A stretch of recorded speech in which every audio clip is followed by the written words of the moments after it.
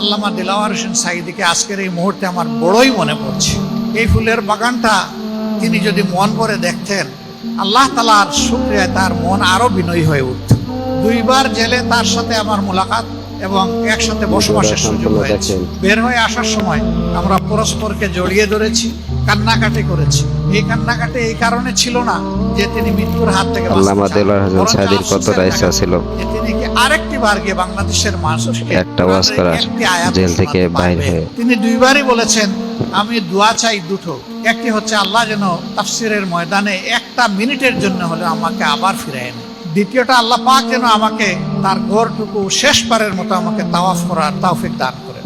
বান্দার সকল আশা দুনিয়ায় পূরণ হয় না। আল্লাহ তাআলা সাবিরিনদের জন্য আখিরাতে তার জিম্মায় অনেক নিয়ামত রেখে দিয়েছেন।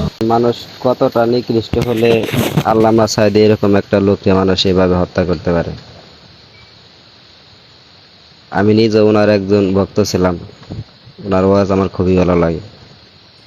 আর আমার একটা ইচ্ছা ছিল যে আল্লামা দিলওয়ার হোসেন সাঈদীর ওয়াজ, ওনার সরাসরি একটা ওয়াজ দেখার, কিন্তু সেই ইচ্ছাটা আমার পূরণ হয় নাই।